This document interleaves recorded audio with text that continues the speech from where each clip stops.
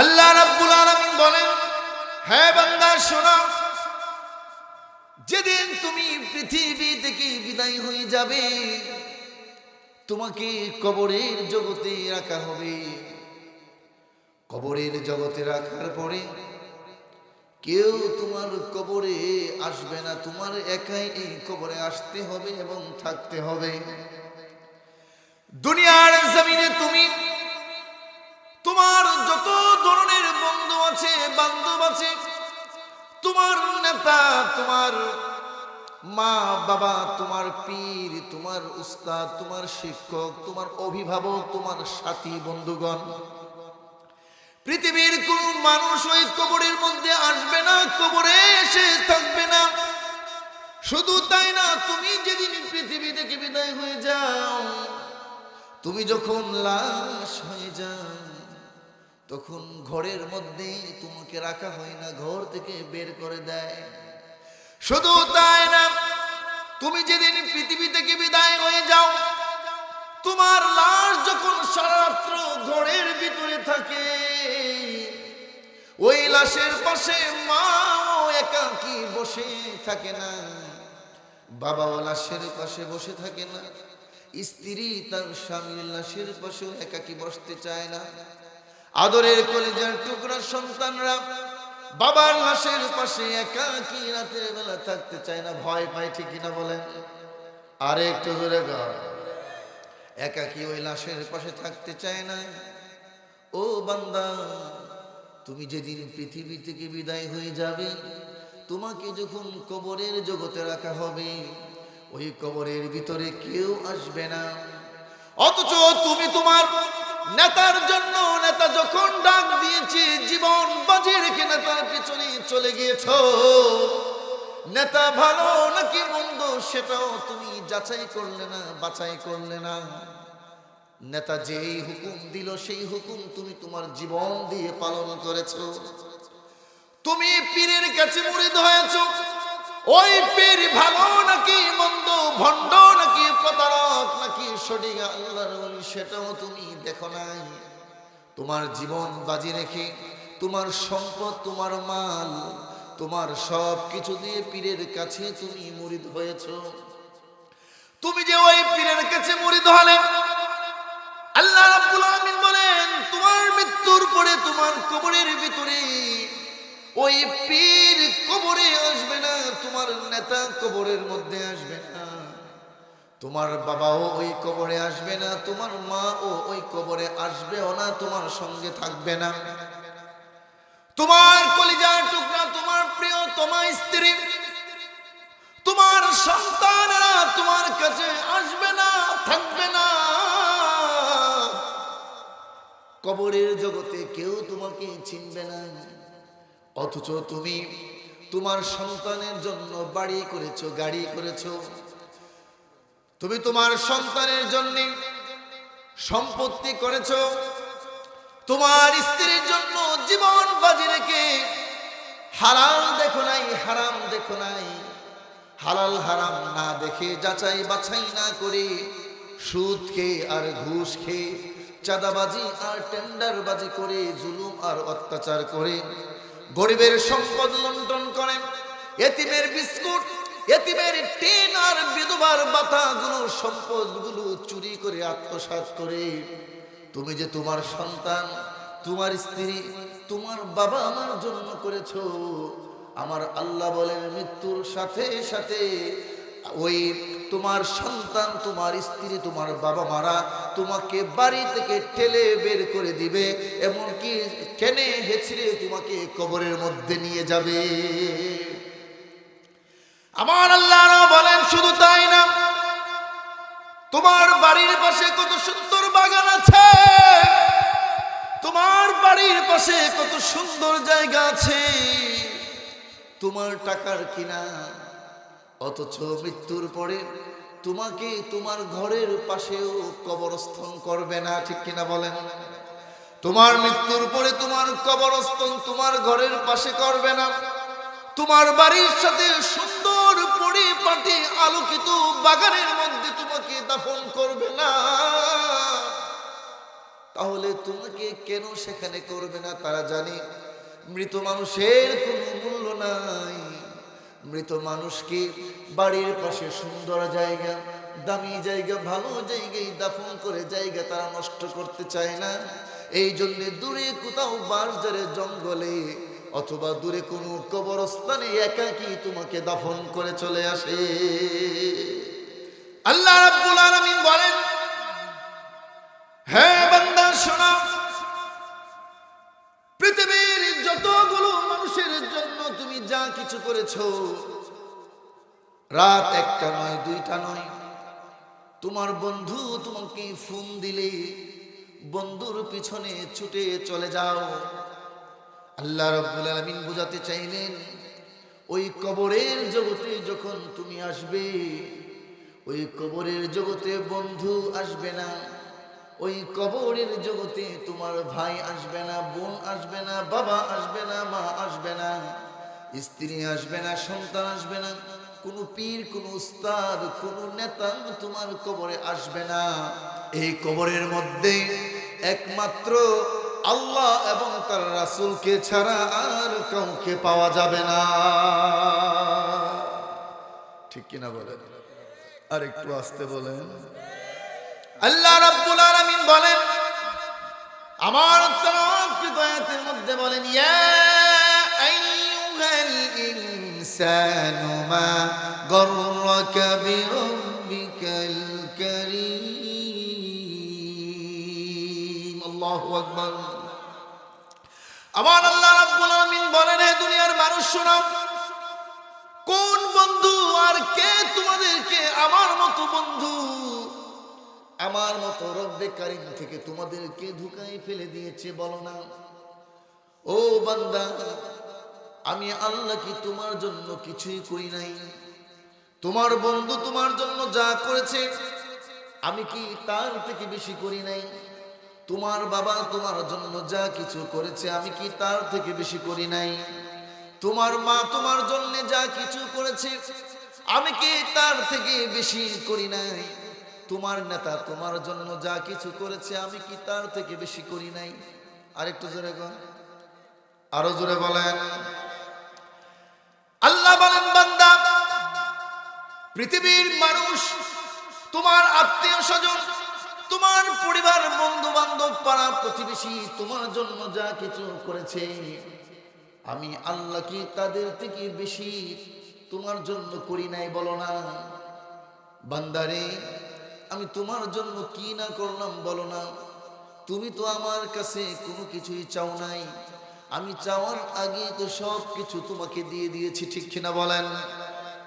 আমার আল্লাহ রাব্বুল আলামিন বলেন, বান্দা, তোমার বাবার ঔরস থেকে তোমার মার রেহামের ভিতরে আমি তোমাকে পৌঁছালাম।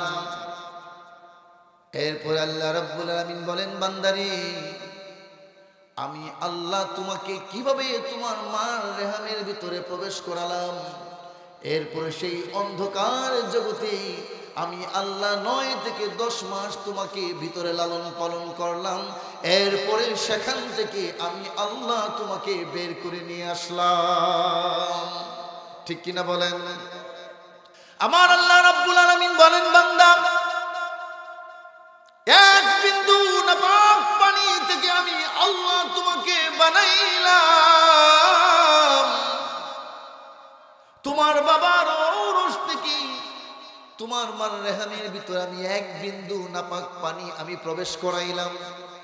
বান্দারে, তুমি কি মনে করেছো এমনি এমনি পৃথিবীতে এসেছো? না, না, আমি আল্লাহ রাব্বুল আলামিন তোমার মার রেহামের ভিতরে এক বিন্দু নাপাক পানি যখন পৌঁছালাম, সেখানে একজন নিযুক্ত একজন ফেরেশতা আছে। ওই ফেরেশতা মার রেহামের ভিতরে থাকে।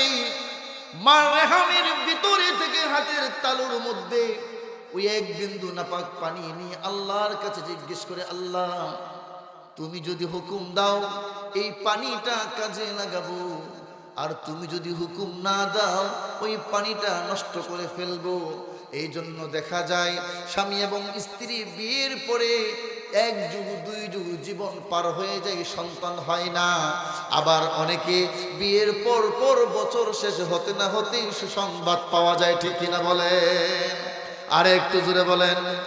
আবার আল্লাহ রাব্বুল আলামিন বলেন, বান্দা শোনো, আমি আল্লাহ যাকে চাই সন্তান দেই, আমি যাকে চাই সন্তান দেই না।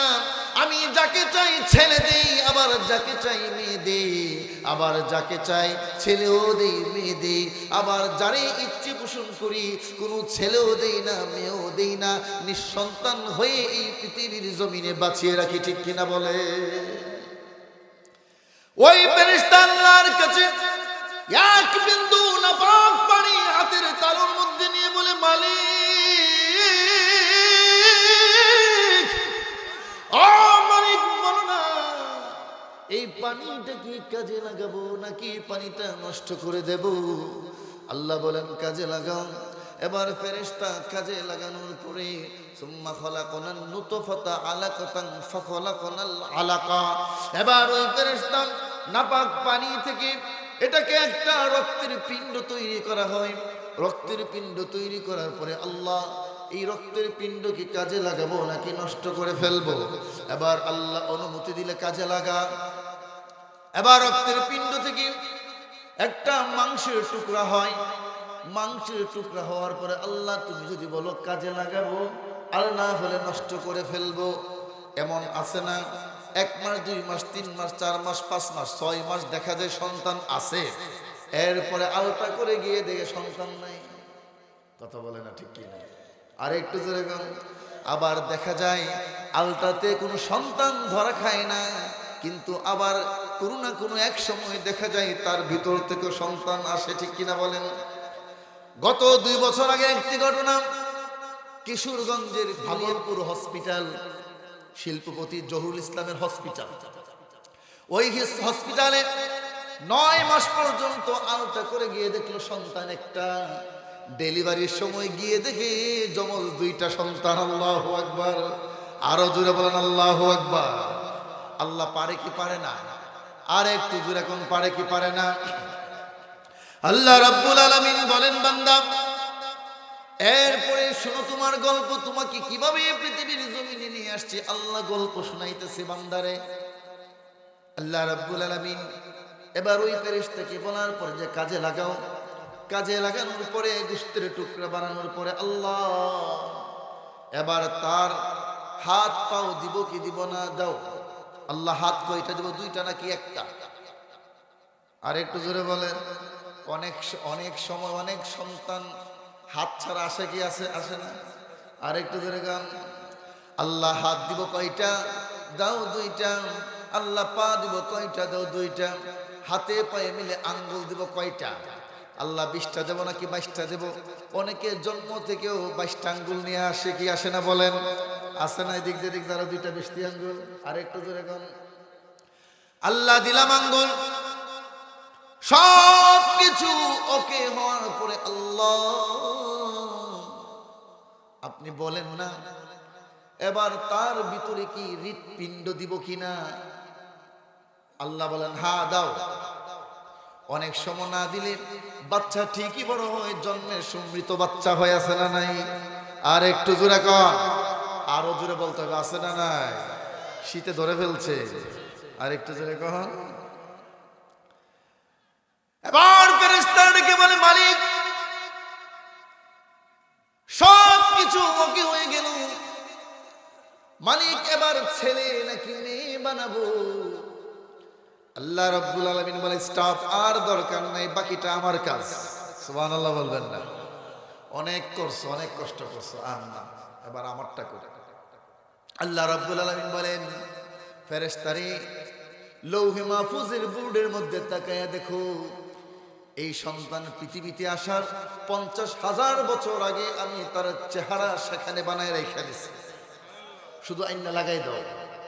এই চেহারা দিলেই তো বোঝা যাবে ছেলে না মেয়ে। আর একটু জোরে বল। এই জন্য আল্লাহ রাব্বুল আলামিন বলেন,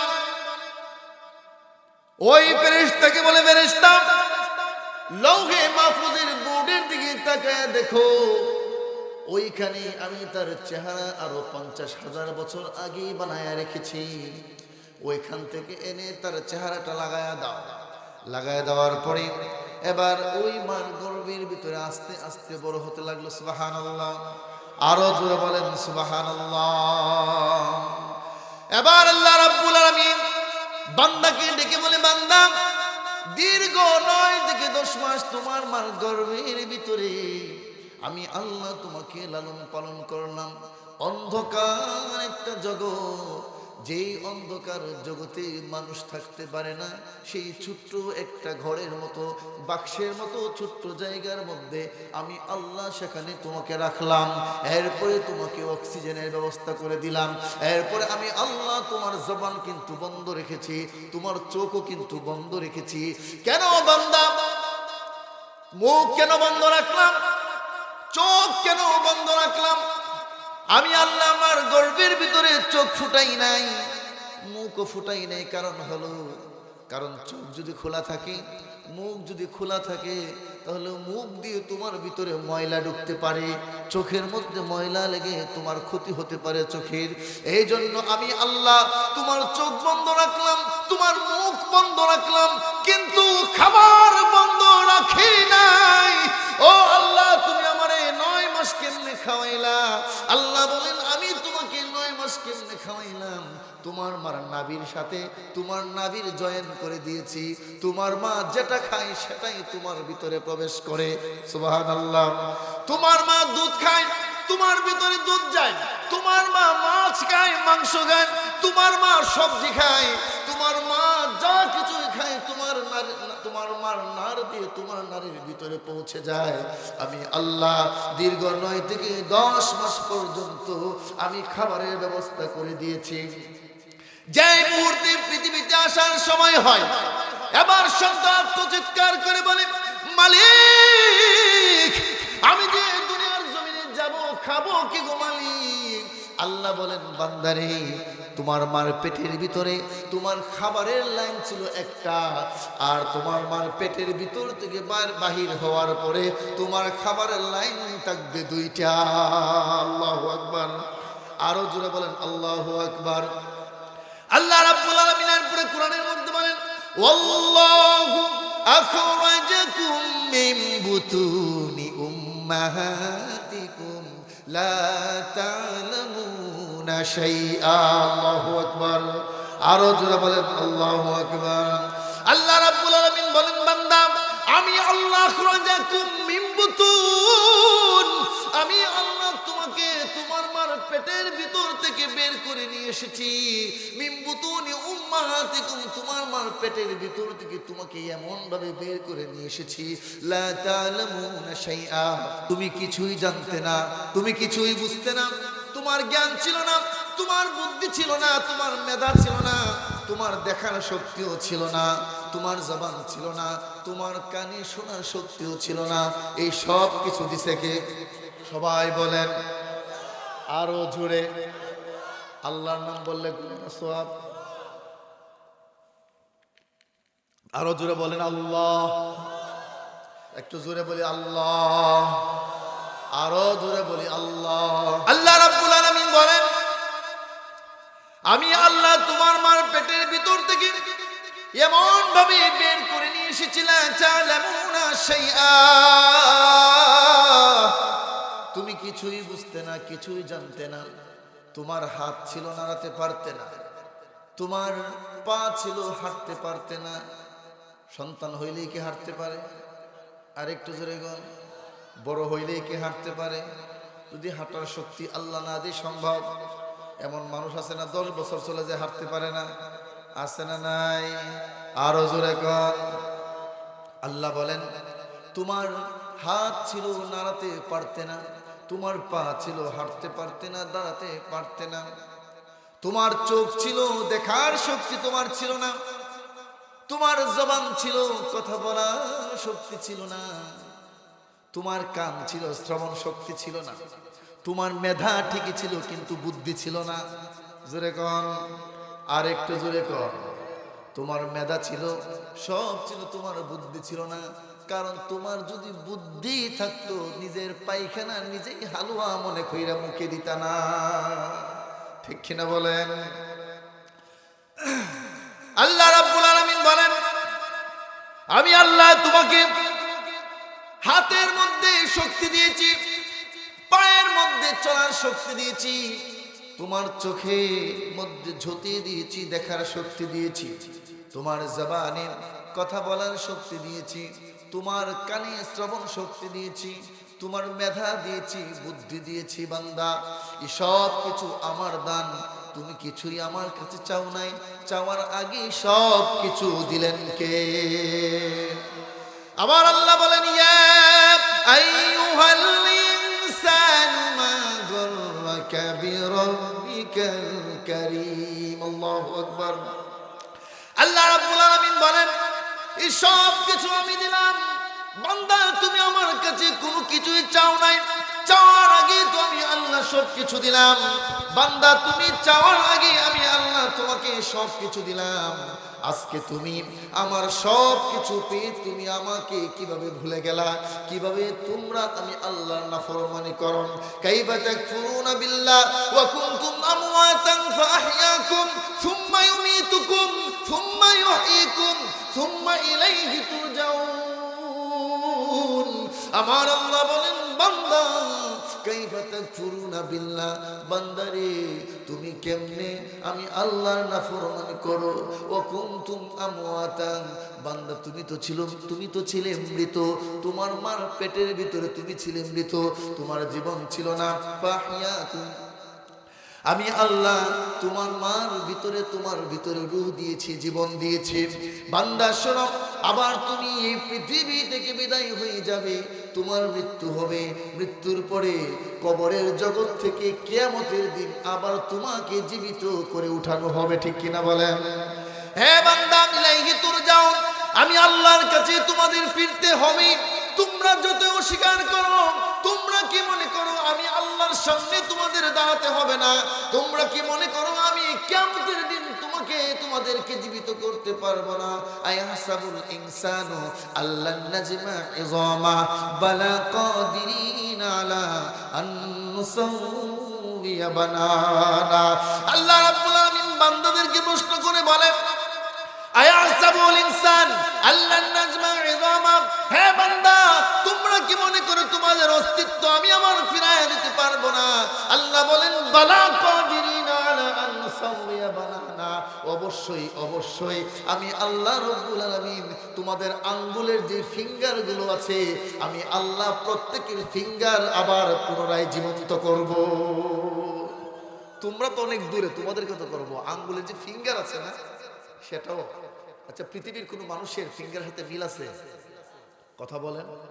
বাবার সাথে সন্তান, সন্তানের সাথে বাবার, ভাইয়ের সাথে ভাই, পৃথিবীর কোনো মানুষের সাথে একজনের সাথে আরেকজনের ফিঙ্গার মিল না। আল্লাহু আকবার। আর একটু জোরে বলেন আল্লাহু আকবার। আচ্ছা, মানুষ যদি এই বিষয়টা নিয়েও চিন্তা করে, আমার তো মনে হয় না ফজরের নামাজ কাজা হওয়ার কথা। কথা কয় না? মানুষ যদি এই ফিঙ্গার নিয়ে চিন্তা করে, আল্লাহ জামারে এই যে পৃথিবীর কারোর সাথে মিলে না। আমার বাপে অনেক সময় বাবার সাথে সন্তানের ব্লাড মিলে যায়, অনেক সময় সন্তানের সাথে বাবার ব্লাড মিলে, ভাইয়ের সাথে ভাইয়ের ব্লাড মিলে, ভাইয়ের সাথে বোনের ব্লাড মিলে, স্বামী এবং স্ত্রীর সাথেও মিল্লা জায়গা মাঝে মধ্যে ব্লাড আছে না এরকম। আরেকটা যেরকম, কিন্তু আশ্চর্য ফিঙ্গার মিলে না কারোর সাথে। মিলে? আরেকটু জোরে কর না, মিলে কারোর সাথে? ফিঙ্গার মিলে না। আল্লাহ এটাই বললেন, তোমরা কি মনে করো তোমাদেরকে আমি জীবিত করতে পারবো না? তোমরা এটা কি ভাবো? আল্লাহ এটা ভাবলে কোনো লাভ নাই। শুধু তোমরা না, তোমাদের আঙ্গুলের ফিঙ্গার আমি পুনরায় আবার জীবিত করব। যিনি আঙ্গুলের ফিঙ্গার আবার পুনরায় তিনি বিনষ্ট করবেন, হ্যাঁ, তাহলে তিনি কি আমাকে পারবেন না জীবিত করতে? আর একটু জোরে কর, এর মধ্যে কোনো সন্দেহ? আল্লাহ রাব্বুল আলামিন বলেন, বান্দা ইয়া আইয়ুহাল ইনসানু মা গাররাকা বিরাব্বিকাল কারীম।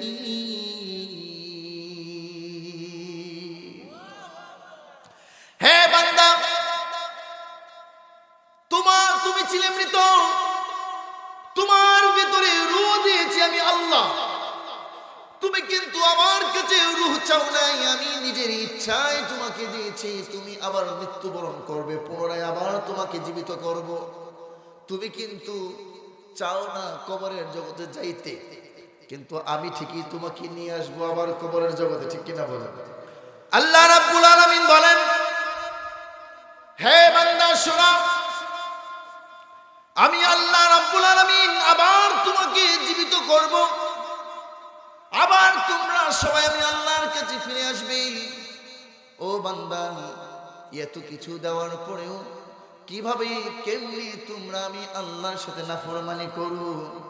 আর কে তোমাদেরকে আমার মতো এরকম দয়ালু, আমার মতো এরকম রব্বে কারীম, আমার মতো এরকম প্রিয় বন্ধু থেকে তোমাদেরকে কে দূরে সরাইয়া দিল? সুবহানাল্লাহ। আল্লাহ রাব্বুল আলামিনের পরে বললাম, নাজআলাহু আইনাইনি ওয়া লিসানান ওয়া শাফাতাইন।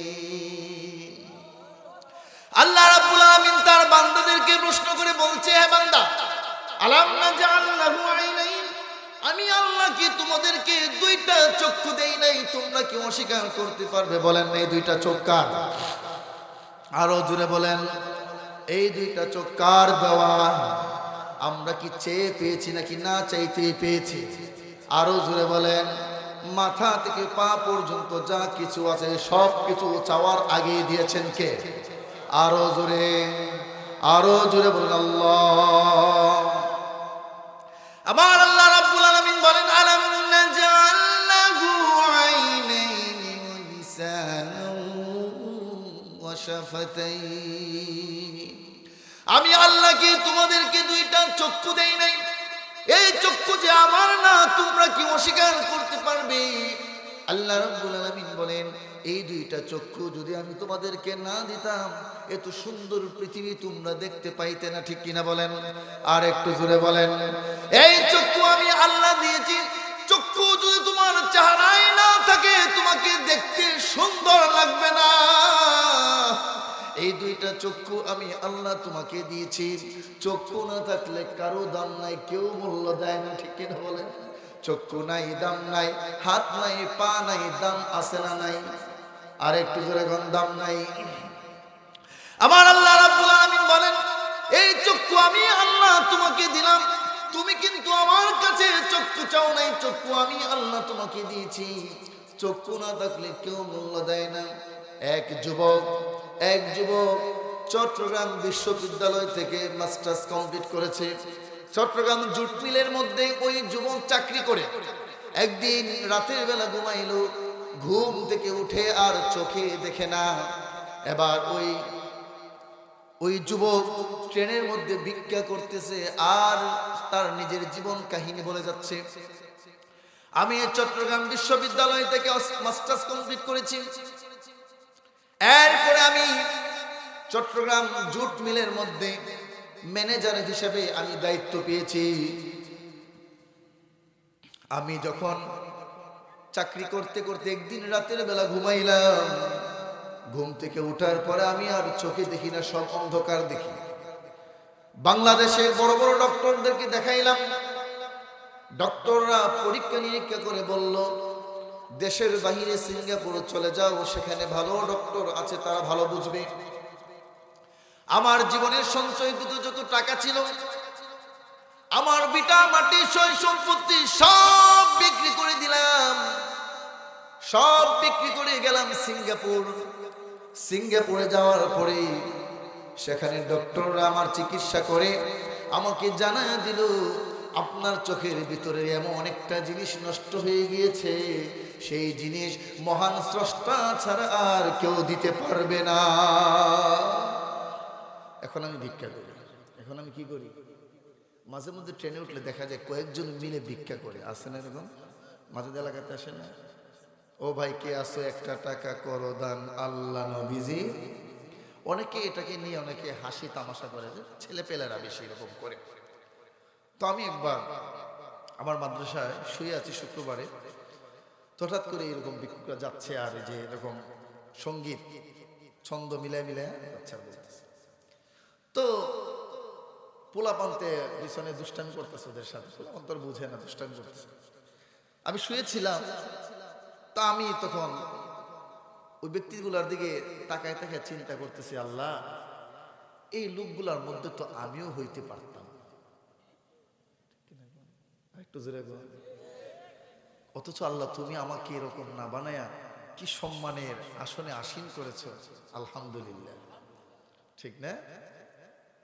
একবার যদি আমরা নিজেকে তাদের কাছে নিয়ে দাঁড় করাই, অথচ আমাদের চাহিদার কোনো শেষ। আর একটু জোরে বল। যার 10,000 টাকা আছে তার আরো 10,000 দরকার। যে 100 কোটি টাকার মালিক তাইনের আরো 100 কোটি টাকা লাগবে। বিল্ডিং একটা আছে 10 তলা, এটা হয়তো না, আরেকটা লাগবে 24 তলা। হ্যাঁ, তো 24 তলা বানাবেন কেমন? আপনার তো ইনকাম নাই। সমস্যা কি? সুদ আছে না? কথা বলেন ঠিক কিনা? কিস্তি তো আছে। আর একটু জোরে বল। সুদের টাকা দিয়ে কি আপনি যত কিছুই করেন মাগার সন্তান মানুষ বানাইতে পারতেন? মুরব্বী চাচা চার দোকানে বয়া বয়া চিকন টেবিলে বসে বসে চা খাইতেছে আর বিড়ি টানতেছে আর কইতেছে, যাক আমার জীবনের একটা আশা পূরণ হয়েছে। কেউ চাচা কি এমন আশা পূরণ হইল? ও ছেলেটারে আমি বিদেশ পাঠাইতে পারছি। কই পাঠাইছে? চাচা বিদেশ কেমনে পাঠাইলেন? ওই যে কিস্তিতে টাকা তুলছি 10 লাখ, তুইল্লা বিদেশ পাঠাইছি। আল্লাহ যেন তার সহি সালামত সেখানে রাখে, আর যেন আল্লাহ তার নেক হায়াত দে, আর আমরা যেন দেখাশোনা করে। আচ্ছা বলেন, কিস্তির টাকা সুদের টাকা দিয়ে কি কোনদিন সহি সালামতে থাকা যায়? আর একটু জোরে কন, আরো জোরে। ঘুষের টাকা খায়া কি সুখ আসে? আরো জোরে কন। বাংলাদেশের প্রশাসন যারা বেশি একবার 10 টাকা এটাও খা, ঠিক না? 10 টাকা পাইলেও খায়, 20 টাকা পাইলেও খায়। এটা সত্য না মিথ্যা? আর একটু জোরে কন। এই জন্য ওদের অধিকাংশ সন্তানরাই বেশি ল্যাংরা, আতুরার বোবা হয়, প্রতিবন্ধী হয়। এই জন্য সরকার আপনাদেরকে যেটা দিয়েছে সেটা নিয়ে সন্তুষ্ট থাকে।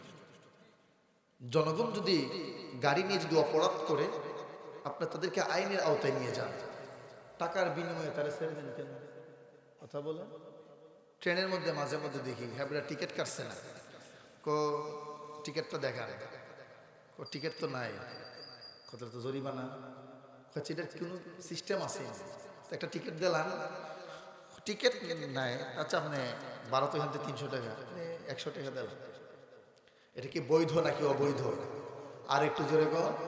যিনি 100 দিল হ্যাঁ এটা অবৈধ কাজ করলো, যে টিটি নিল হেও। আর একটু জোরে বলে। তাহলে 100 টাকা দিল, এই 100 টাকা তো সরকারের খাতে, এটা গেল না? গেছে? ট্রেন তো সরকারি না, সরকারের সম্পদ। টিকিট কাটার পর এখানে পার্সেন্টেজ সরকার পাবে।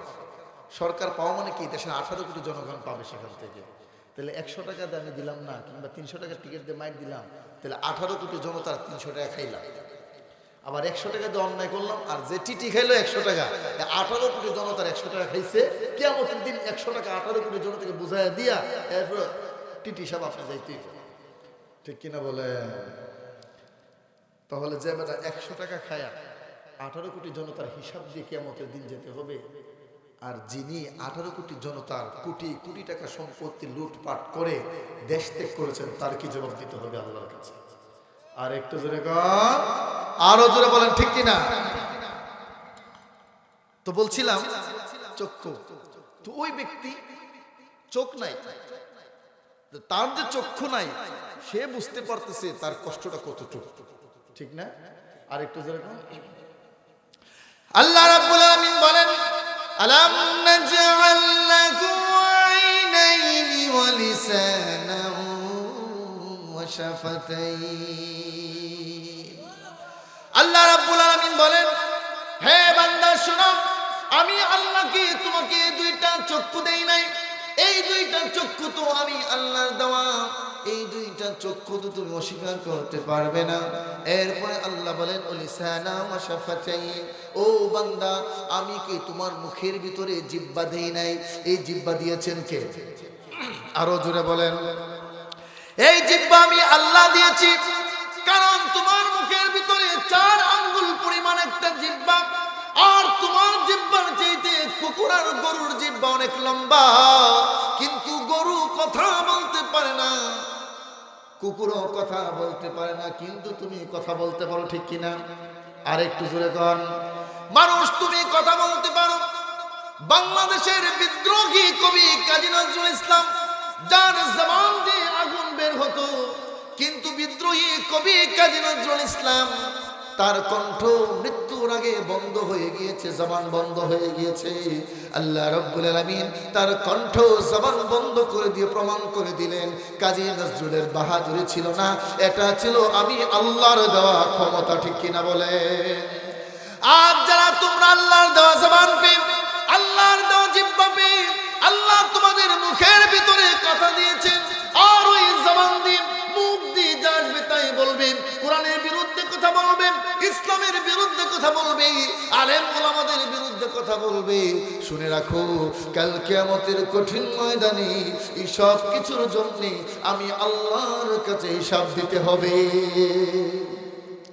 এই জবান দিয়েছি কোরআন পড়ার জন্য, জবান দিয়েছি সত্য বলার জন্য, জবান দিয়েছি হক বলার জন্য, জবান দিয়েছি ভালো কথা বলার জন্য, জবান দিয়েছি গান গাওয়ার জন্য নয়, জবান দিয়েছি অশ্লীল কথা বলার জন্য নয়, জবান দিয়েছি আমি আল্লাহর জিকির করার জন্য, জবান দিয়েছি কোরআন পড়ার জন্য, জবান দিয়ে অশ্লীল বাক্য বলার জন্য দেই নাই। এই জবানটা আমি আল্লাহর দেওয়া। ওয়াশাফাতাইন, এবং তোমার মুখের মধ্যে দুইটা ঠোঁট আমি আল্লাহ দিয়েছি। এই দুইটা ঠোঁট আমি আল্লাহ দিয়েছি। এই দুইটা ঠোঁট যদি আমি তোমাকে না দিতাম, অনেক শব্দ তুমি উচ্চারণ করতে পারতে না, অনেক কথাও তুমি বলতে পারতে না, অনেক কিছু তুমি পান করতে পারতে না।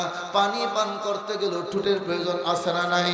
পানি পান করতে গেলেও ঠোঁটের প্রয়োজন আছে, জুস খাইতে গেলেও ঠোঁটের প্রয়োজন আছে, আম্মা আব্বা ডাকতে গেলেও ঠোঁটের প্রয়োজন আছে।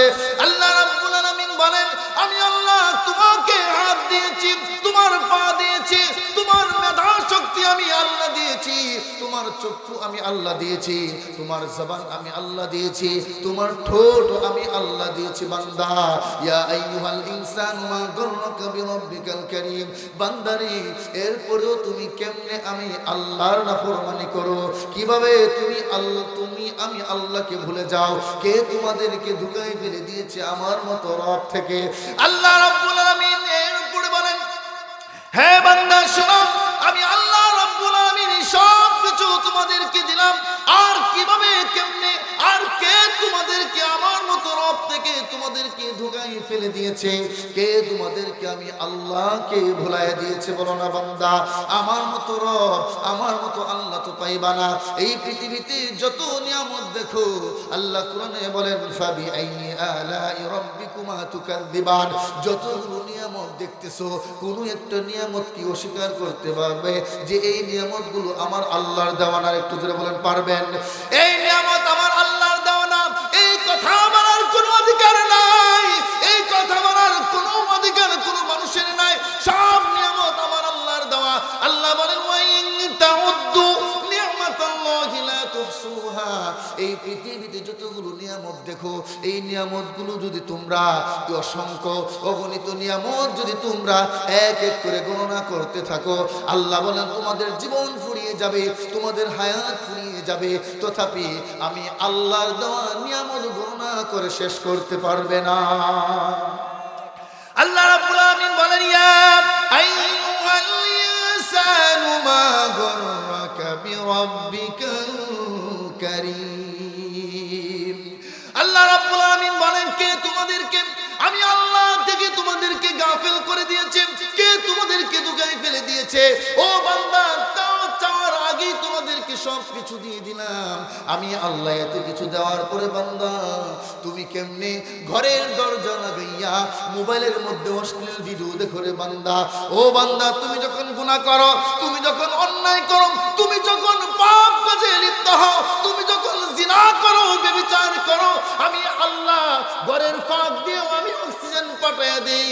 আমি আল্লাহ ইচ্ছে করলে পারতাম অন্ধকার ঘরের ভিতরে তুমি যখন গুনাহ করো, আমি আল্লাহ রাব্বুল আলামিন অক্সিজেন বন্ধ করে দিতাম, কিন্তু আমি আল্লাহ অক্সিজেন বন্ধ করি না। কেন জানো নি রে বান্দা?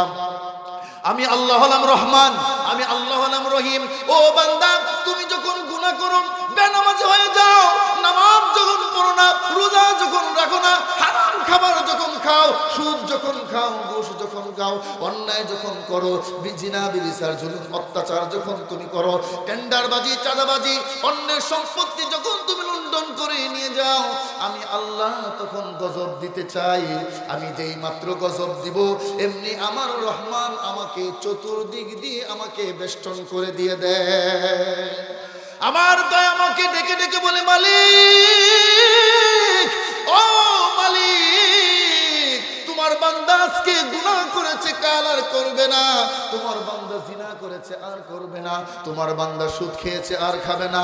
তোমার বান্দা ঘুষ খেয়েছে, আর খাবে না। আল্লাহ, তোমার বান্দা আজকে নামাজ পড়ে নাই, কালকে পড়বে। আল্লাহ, তোমার বান্দা আজকে রোজা রাখে নাই, কালকে রাখবে। তোমার বান্দা আজকে অশ্লীল ভিডিও দেখে ফেলেছে, আল্লাহ আর দেখবে না গো মাওলা। আল্লাহ, তুমি গজব দিও না।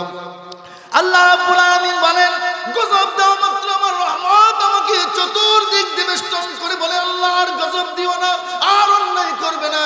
আমি আল্লাহ তখন গজব দেই না, আমার বান্দাকে আমি তখন দয়া করে ছেড়ে দেই।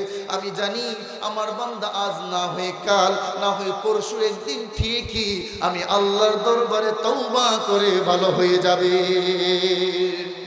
এবার বান্দা যদি বলে, মালিক আমি গুনাহ করেছি 40 বছর, গুনাহ করেছি 30 বছর, কোন যুবক যদি দাঁড়িয়ে বলে, ও আল্লাহ আমি 30 বছর অন্যায় করেছি, অপরাধ করেছি, মাওলা গুনার কাজ করেছি, আল্লাহ আমি কি মাফ পাবো?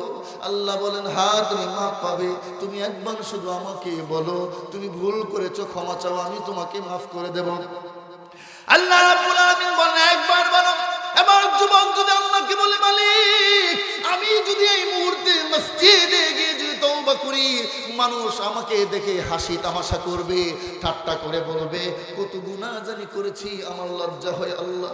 আবার আল্লাহ বলে, ঠিক আছে তোমার যদি মসজিদে যেতে লজ্জা হয়, ঘরের কোণে বসে তুমি আমার কাছে তওবা করো। আল্লাহ ঘরের কোণে বসতে লজ্জা লাগে, পরিবারের মানুষ দেখলে লজ্জা দিবে তাই লজ্জা লাগে। আল্লাহ বলেন, ঠিক আছে সেটাও যদি লজ্জা লাগে বান্দা, সবাই যখন ঘুমায়া যাবে, নীরব নিস্তব্ধ হয়ে যাবে, তুমি একাকী তোমার বিছানায় শুয়ে শুয়ে 2 ফোঁটা চোখের পানি ছেড়ে দিয়া বলবে, মালিক আমি ভুল করেছি, পাপ করেছি, অন্যায় করেছি, আর করব না। আল্লাহ বলেন, আমি সাথে সাথে তোমার জিন্দেগির সব গুনাহগুলো মাফ করে দেব। সুতরাং যত গুনাহ হোক না কেন, বান্দা বলে, আল্লাহ আমার গুনাহ তো পৃথিবীর সমান হয়ে গিয়েছে। মালিক বলে, তোমার গুনাহ যত বড়, আমার দয়া তার চাইতে বেশি বড়। তোমার গুনাহ যদি খালবিলের সমান হয়, আমার দয়া হবে সাগরের সমান। আর তোমার গুনাহ যদি এই পৃথিবীর সমান হয়, আমি আল্লাহর দয়া আসমান থেকে জমিন পর্যন্ত। সুতরাং যত গুনাহ করো না কেন, সব গুনাহ ক্ষমা করে দিবেন কে?